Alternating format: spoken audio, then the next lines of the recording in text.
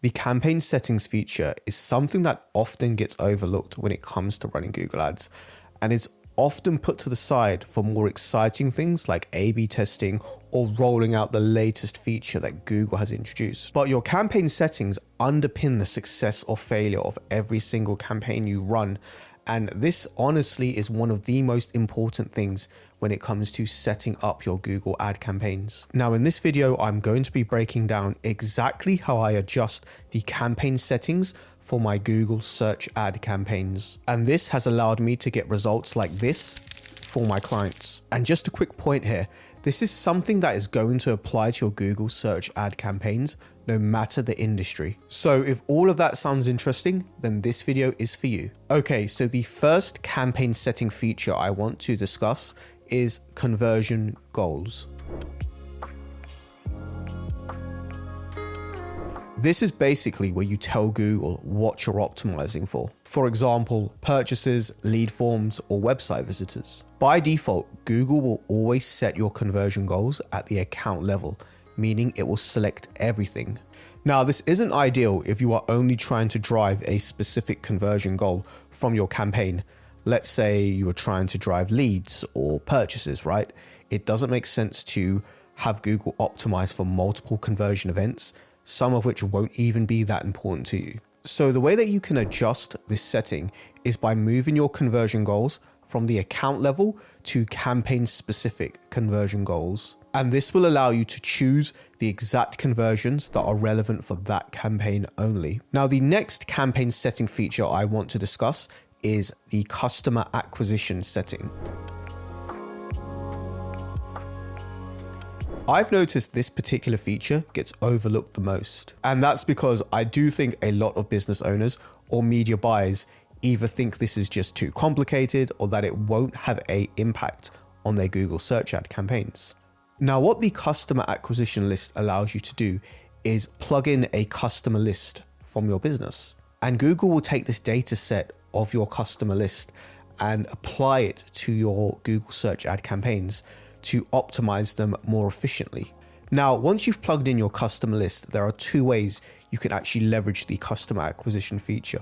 The first is by telling Google that you want to bid higher for new customers over existing customers. And the second option is you can actually tell Google to only focus on targeting new customers from that campaign, so you don't waste any money at all targeting existing customers who already know your business and have already purchased from you. Now, this is the perfect campaign setting feature to adjust if you want Google to actively go out and find new customers for your business. Okay, so the third point I want to cover is the marketing objective setting. Now, all this does is tell Google what you are trying to achieve from that particular search campaign. This ranges from things like sales, leads, to website traffic. But if you're unsure what your marketing objective is, you can actually pick no goal guidance. Now, really the whole point of this particular feature is just to give Google a little bit of guidance and direction on the objective of that campaign, right?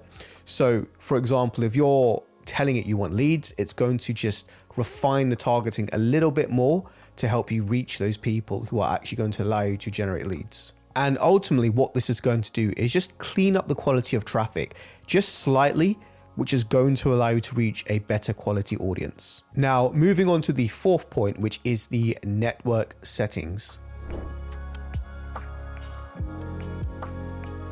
And this is probably the biggest setting feature that I see left untouched whenever I start working with a new business. And honestly, this setting feature right here is one of the biggest reasons why campaigns fail. So the network settings feature has two options, which Google automatically select every time you create a new search ad campaign. These are the search network and the display network.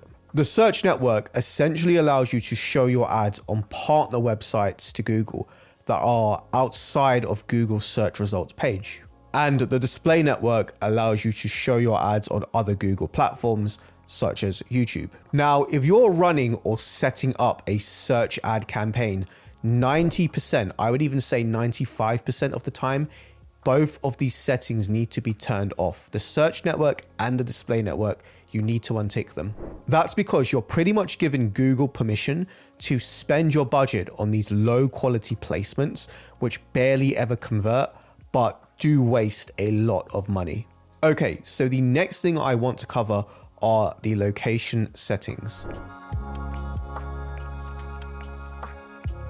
Now, this is also one of those things I see a lot of people get wrong. Now, the location settings in Google Ads pretty much allow you to target at the country level, such as the United States, all the way down to the zip code level or postcode if you're in the UK like me. Now, this is fantastic because if you are a business that serves at a national level, let's say you're an e-commerce store, you can target an entire country.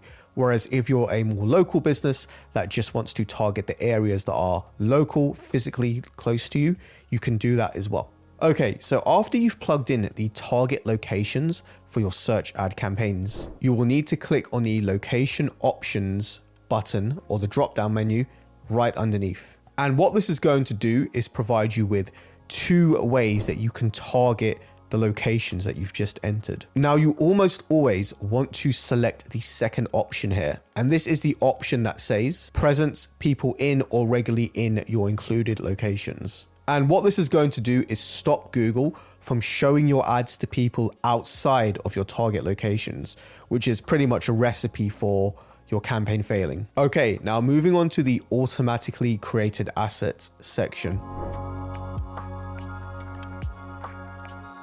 I always make sure this is switched off. Now again, you need to be careful when you're setting up your search campaigns because Google's automatic default option is to have this setting switched on. But what this setting allows Google to do is create their own headlines and descriptions on your behalf. Now, this might sound cool, but in reality, you're letting Google say anything they want about your business. And this, for obvious reasons, can be very, very risky. And I've seen this in some cases do more harm than good when it's been left on. Okay, so moving on to the broad match keyword setting.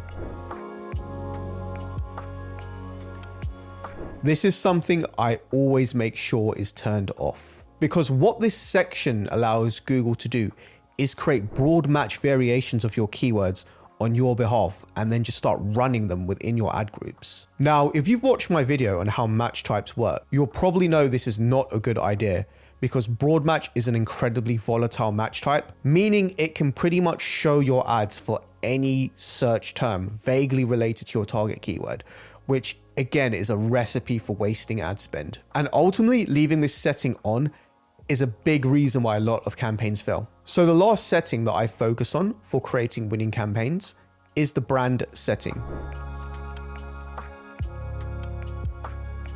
Now, this often gets overlooked because it's such a new feature, but leveraging this will give you that extra element of control when it comes to running your campaigns. And this can make all the difference in performance when it comes to driving new customers or generating new leads. Okay, so when you open the brand settings section, this is going to allow you to apply either brand inclusions or brand exclusions. Now, a quick heads up, at the time of recording this video, I believe you can only use brand inclusions with broad match keywords, and that's it. But the part I'm really interested in is the brand exclusion section.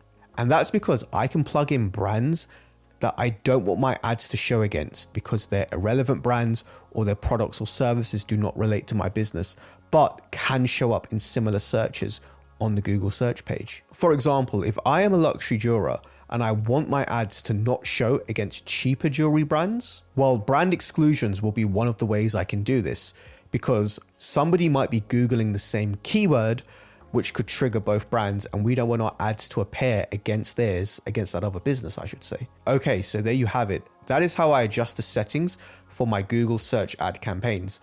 I really hope that was helpful, and I really hope this is some practical advice that you can take and apply to your own businesses. Now, if you are looking to improve your Google Ads performance and generate more revenue, feel free to book an audit using the link in the description. I will personally audit your Google Ads account to show you how you can generate more revenue from your campaigns. Thank you very much, and I will see you on the next video.